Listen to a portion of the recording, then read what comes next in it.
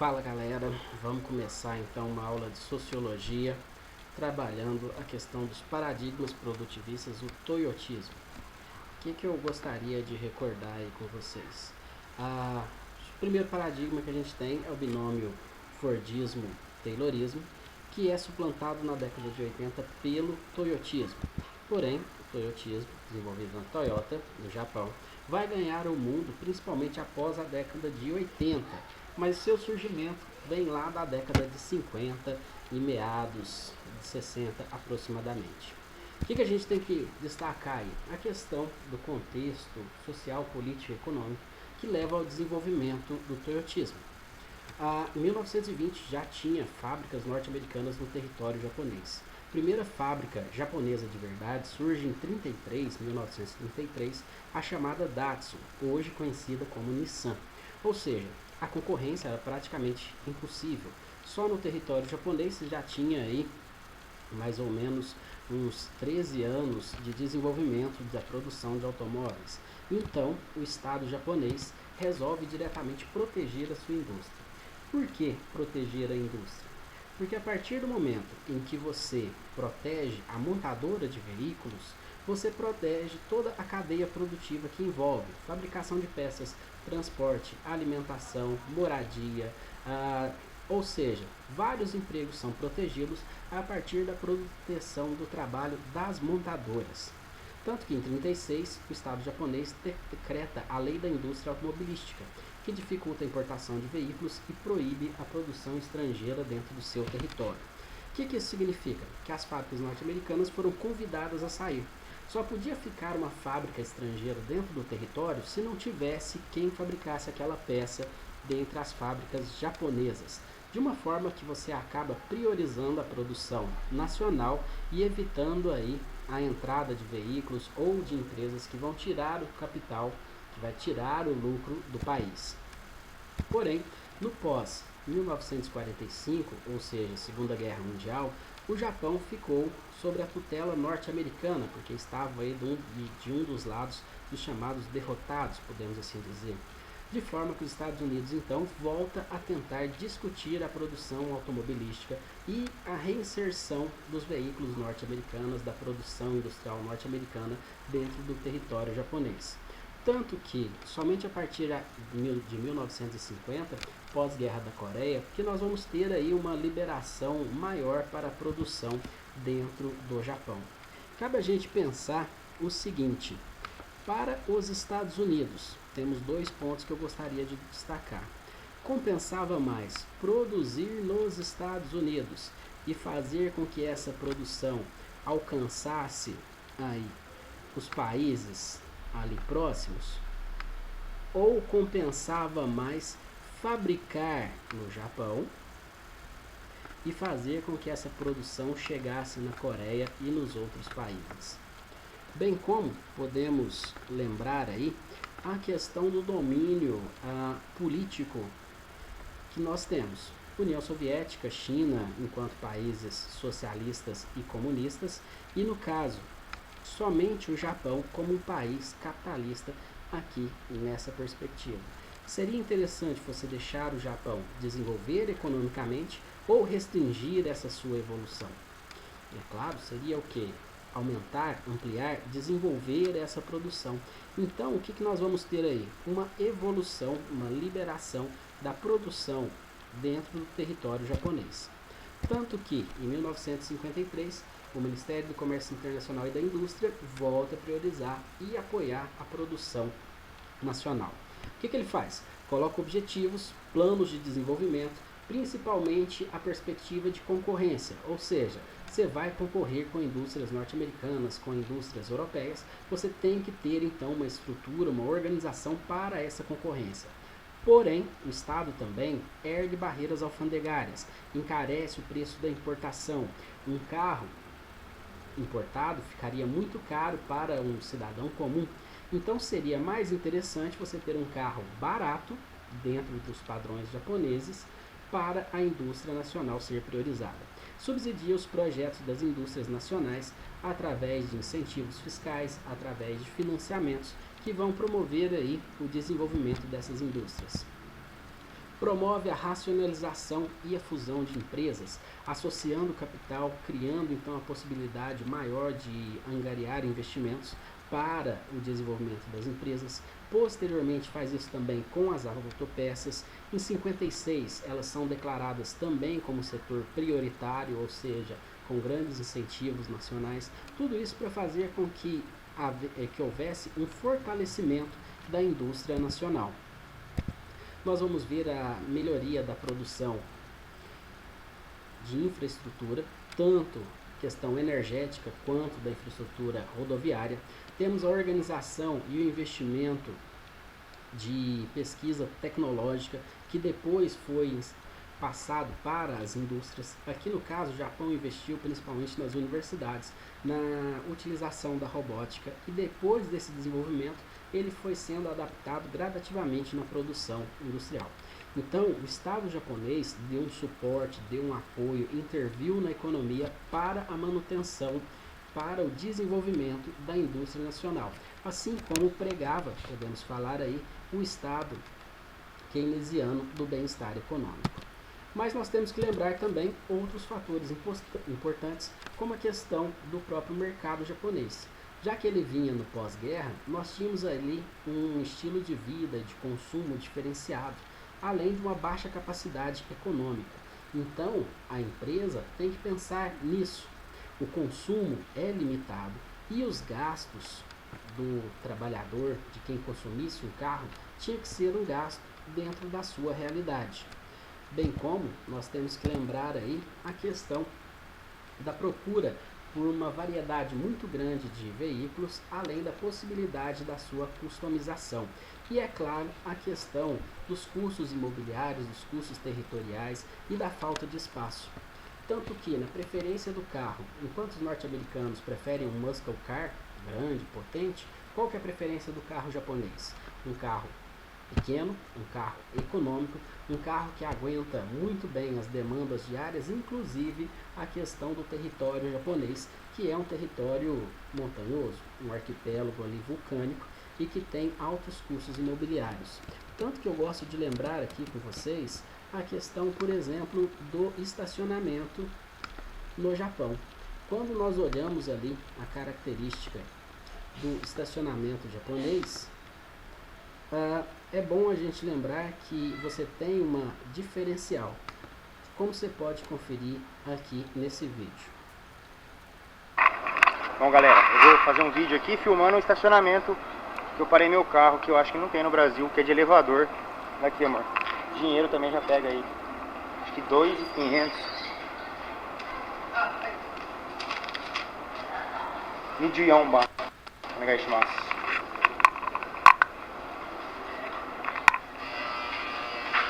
Aí meu carro chega aqui, ó.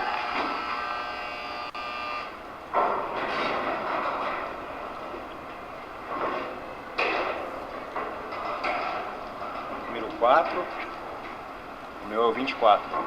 3時間半で1750円。200? 1750 1750. Aí.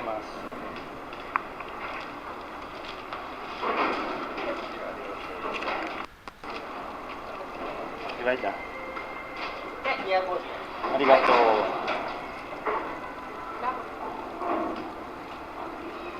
Trinta e dois, 31,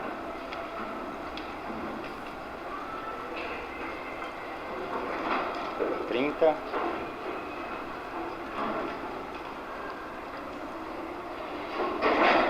e o mais legal.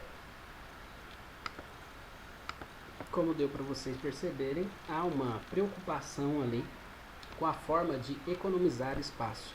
E o estacionamento vertical mostra isso para a gente. Os carros ficam dentro de um prédio, onde eles ficam estacionados como se fosse uma roda gigante, e você tem o mínimo de deslocamento possível ou da utilização do espaço. Então, o toyotismo surge na empresa Toyota no Japão. E quais são as suas características aí primordiais?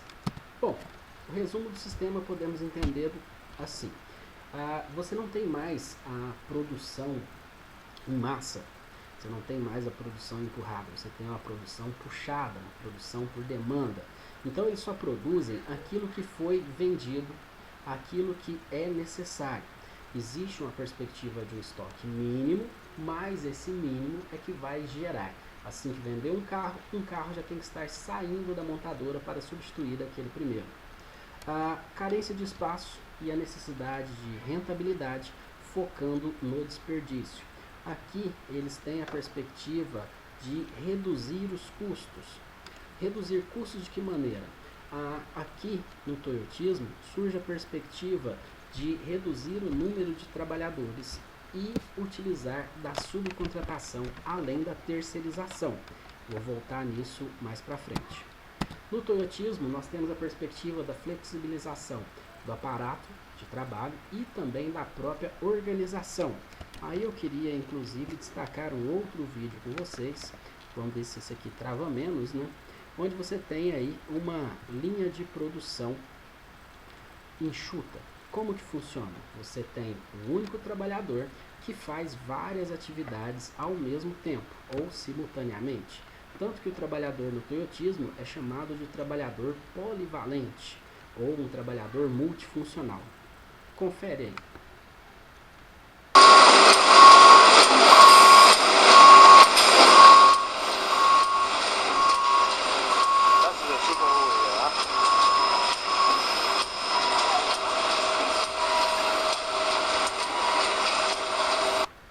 Tenta contar mais ou menos quantas máquinas a trabalhadora opera simultaneamente. Se for contar lá, 1, 2, 3, 4,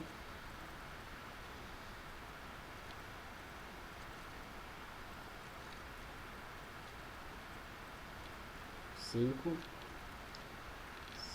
6, 7, 8, 9,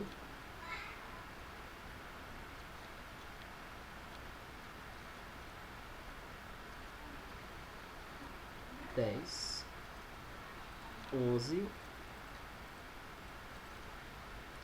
algo entre 11 e 12 máquinas que ela trabalha alternadamente. Antes você teria o que? 12 trabalhadores, um do lado do outro, e no toyotismo o que você tem?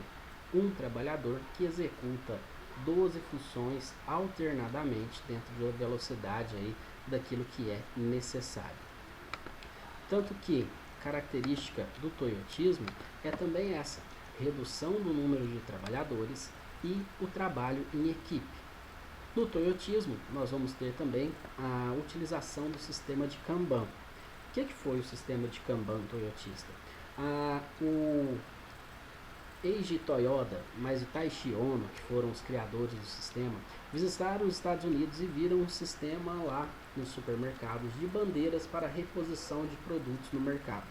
Pegaram esse sistema de bandeiras e tentaram adaptar ele diretamente à produção. No caso, o que eles fizeram? Eles colocaram um sistema de cartões, ao invés das bandeiras, onde esse cartão significa a demanda de uma determinada peça. Nesse vídeo, por exemplo, vocês vão ver o seguinte: quando tem o cartão no quadro de Kanban, significa que precisa de fabricar uma peça. Fabricada a peça, você coloca o cartão e manda essa peça para quem vai utilizá-la. Quando esse indivíduo utiliza essa peça, ele devolve o cartão para a fábrica de peças. Ou seja, você cria um fluxo com um número determinado de peças a serem fabricadas e que você tem então uma condição de demanda. Você só produz o que é necessário. Os cartões também servem para mostrar para a gente a velocidade do processo.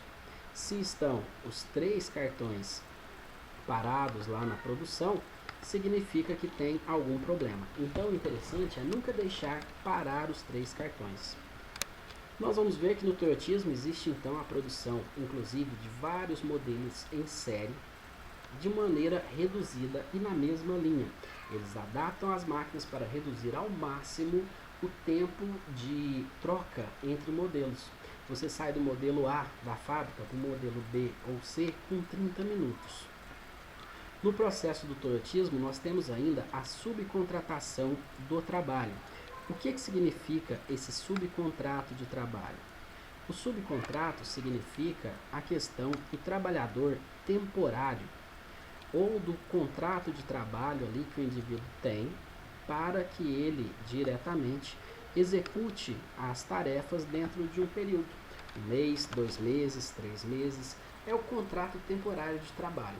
Nós temos muito isso aqui no Brasil, principalmente em épocas de fim de ano e épocas como na Páscoa, onde o indivíduo tem um contrato de 1 mês, 2 meses, 3 meses, somente quando aumenta a demanda. No toyotismo, eles reduzem o quadro dos trabalhadores para o mínimo possível dentro do que for necessário, como se a empresa estivesse quase fechando as portas. E se a demanda aumenta, aumenta a necessidade de trabalhadores, usam do subcontrato de trabalho. Bem como podem utilizar ainda da terceirização. O toyotismo prega a perspectiva de reduzir a responsabilidade, reduzir o controle dentro da empresa. De que maneira?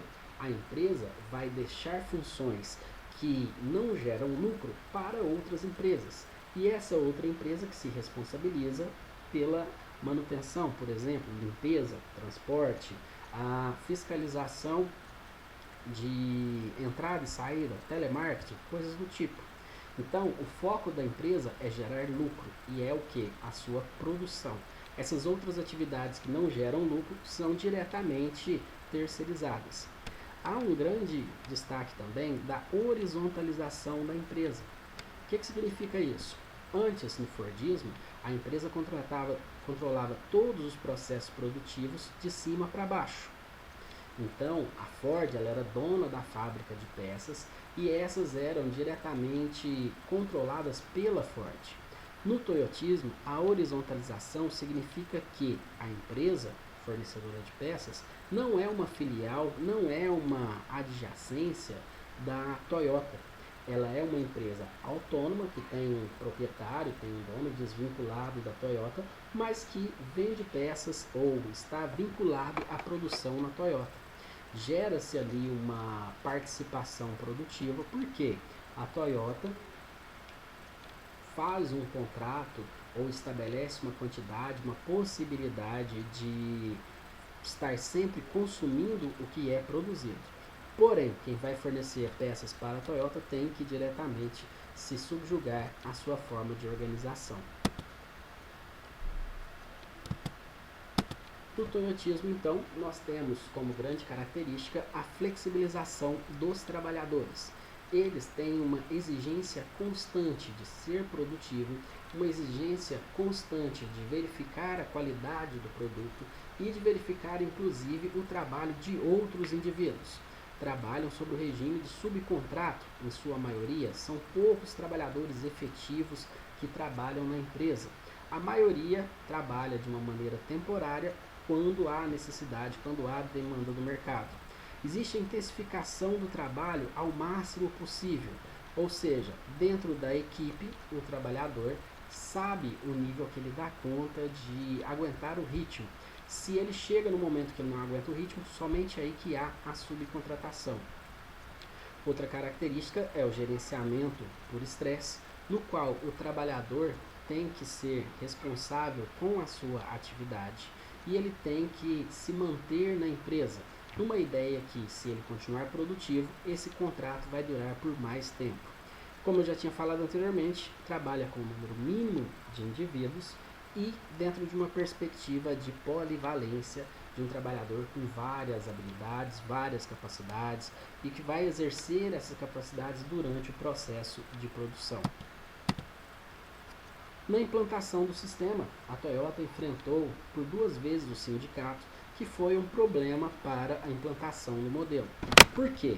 Porque o sindicato ele era combativo, era um sindicato baseado na solidariedade de classe e diretamente, como acostumado ao governo fascista japonês, não era colaborativo com os patrões. Então, houve a necessidade de controlar esse sindicato. E os 2 episódios que o livro traz para a gente foram os seguintes. Em 1950, a Toyota teve a necessidade de reduzir aí 2.000 trabalhadores. Só que Houve, é claro, a organização do sindicato para evitar essas demissões. Como resposta a esse indicativo de demissão, surgiu a greve, que acabou paralisando não só a Toyota, como também as fornecedoras de peças. A empresa, então, teve uma estratégia que foi o seguinte: foi nos bancos diretamente e pegou empréstimos para pagar as suas dívidas enquanto durasse a greve. A empresa tinha esse poder de negociação e cortou o salário dos trabalhadores. Estes sem salários acabaram tendo que aceitar o fim da greve ou negociar esse fim da greve. Porém, para evitar qualquer problema, a Toyota tentou uma alternativa para conseguir tanto reduzir esses trabalhadores, como também fazer com que eles colaborassem com o modelo. O que a Toyota fez? Ela ofereceu um emprego vitalício para aqueles trabalhadores que fossem continuar na empresa. Porém, esse emprego vitalício, ou seja, um emprego pelo resto da sua vida produtiva, estaria vinculada à colaboração e aceitação do modelo. O trabalhador deveria buscar ser o mais rentável possível, deveria dedicar-se à atividade produtiva o máximo possível para diretamente ter a evolução da empresa e garantir o seu emprego. Naquela linha do discurso que a empresa tem que crescer, que a empresa tem que evoluir e que a manutenção do trabalho do indivíduo depende dele mesmo. O segundo conflito que nós vamos ter acontece em 1953 na Nissan. Houve diretamente uma organização dos trabalhadores buscando um aumento salarial. Só que a empresa ficou sabendo dessa informação da organização do sindicato e promoveu o chamado lockout. O que é o lockout? Os trabalhadores chegam e a empresa está fechada, forçando o sindicato a iniciar essa greve. De forma que a empresa, então, incitou a greve para resolver esse problema e impor a sua vontade ou o controle sobre os trabalhadores. Também fez o que a experiência da Toyota já tinha ensinado. Foi no banco, pegou ali diretamente empréstimos para ir pagando as suas dívidas e cortou o salário dos trabalhadores. Mas dessa vez havia a ressalva de que o sindicato estava preparado. Eles tinham feito uma espécie de caixa-greve, ou seja, o sindicato, assim que recolhia a contribuição dos seus filiados, foi guardando a parte desse recebimento, colocou em uma poupança e assim que teve a greve, o sindicato então foi pagando as dívidas dos trabalhadores para que eles conseguissem segurar a greve por mais tempo. De forma que essa greve durou algo em torno de mais ou menos uns 3 meses, a empresa usando o banco e o sindicato apoiando os trabalhadores. O fim da greve só aconteceu porque a Nissan promoveu a criação do chamado Sindicato Casa. O que significa esse Sindicato Casa? É um sindicato que apoia os interesses da empresa. A Nissan pegou um trabalhador que não queria estar em greve, pediu para ele estabelecer ou registrar um novo sindicato e, quando teve alguma manifestação, mandou prender os líderes do sindicato antigo. Preso esses líderes, aparece esse trabalhador com esse novo sindicato, dizendo que tinha uma forma de negociação facilitada, que tinha acesso à gerência e que não ia ter que recorrer a esse problema, que se transforma a greve para os trabalhadores. Porém, os trabalhadores filiaram a esse novo sindicato, mas não sabiam que o interesse dele, diretamente, é amenizar o conflito, é amenizar ali a disputa entre patrão e empregado. Então a Nissan, antes de impor qualquer medida, primeiro sinaliza ao sindicato e este vai traduzindo, vai diminuindo o impacto ou vai mudando a ideia dos trabalhadores a aceitarem as novas condições da empresa. De forma que o modelo toyotista acaba mudando a relação de trabalho e capital. Antes, a produção no Fordismo, através da produção em massa, trabalhador com uma função somente, para agora um trabalhador que produz por demanda, dentro de uma perspectiva de que usa o seu conhecimento, usa os seus saberes e que esse trabalhador aí enxerga a empresa que é apoiada pelo sindicato como algo necessário, como algo que ele tem que realizar. E até quando essa produção vai continuar? Até que surja um novo modelo. Porque sempre que um modelo surge, outro pode já estar se desenvolvendo, como nós vimos ali, do Fordismo passando para o Toyotismo. Por vezes, você pode ouvir falar do Toyotismo ou também como sistema dos 5 zeros. Quais são eles? São os seguintes: 0 atrasos, significa que a produção acontece por demanda e o aumento da produção pelo aumento do fluxo dessa demanda. O Toyota poderia muito bem ter fabricado carros somente depois de vendidos, mas a ideologia da empresa era que o cliente não deveria esperar a produção do veículo. Assim que ele comprasse, o veículo já tinha que estar disponível para ele. Daí a ideia de produção em tempo justo, do just in time, ou produção por demanda, ou produção dentro do tempo. É característica também o zero estoques. O estoque é zero? Não. Você tem ali uma reserva de base, você tem o mínimo necessário, um estoque mínimo, de forma que você acaba estabelecendo fluxo e esse estoque não vai ser como na produção em massa dos modelos anteriores.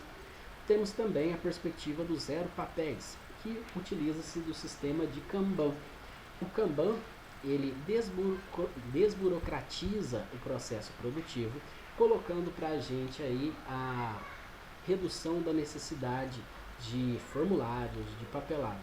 Porque você tem um cartão que fica viajando entre a fábrica de peças e a montadora do veículo na perspectiva de redução aí e de dinâmica do processo produtivo. Caracteriza o Toyotismo também zero panes, ou seja, o uso confiável da tecnologia. Não se usa uma máquina porque ela é nova, porque ela é inovadora. Utiliza-se porque ela traz uma rentabilidade, tanto que a máquina só vai ser utilizada se ela for testada e aprovada. Caso não, utiliza-se o aparato humano. E por fim, a ideia de zero defeitos, onde no Toyotismo eles utilizam do chamado CCQ, ou Círculo de Controle de Qualidade. Antes, no Fordismo, a produção tinha sua qualidade verificada somente no final. Agora não. A produção ela acontece por equipe e cada uma dessas equipes é responsável diretamente por verificar a qualidade do que foi produzido pela equipe anterior. Então, o controle de qualidade ele acontece por etapas. Digamos que, por exemplo, a equipe 1 produz. A equipe 2 só vai aceitar a produção da equipe 1 se a qualidade estiver no patamar necessário. O mesmo com a equipe 3. Antes de começar a produzir, verificam diretamente a qualidade da equipe 2. E a equipe 4 faz a mesma situação. Exclui-se a qualidade final? Não, mas você tem um controle mais dinâmico do processo. Digamos que, por exemplo, a equipe 3 encontra um defeito na produção. Então, ela não aceita essa produção. Onde que está o defeito? Provavelmente na equipe 2. Ou seja, pode estar na equipe 1? Não, porque ela deu aceite no que foi produzido. Assim, nós temos a ideia de qualidade total. Apesar de nós já termos discutido isso, os produtos hoje em dia possuem uma qualidade total mesmo? Ou eles são fabricados para ter um tempo de vida útil programado, a chamada obsolescência programada, de forma que a qualidade ela passa uma ideia de que a empresa tem um patamar, mas até que ponto essa qualidade ocorre de fato? Então, fica aí alguns apontamentos sobre o Toyotismo que nós vamos poder então discuti-los alguma dúvida que porventura venha a ocorrer numa próxima oportunidade. Valeu, brigadão, até mais, tchau.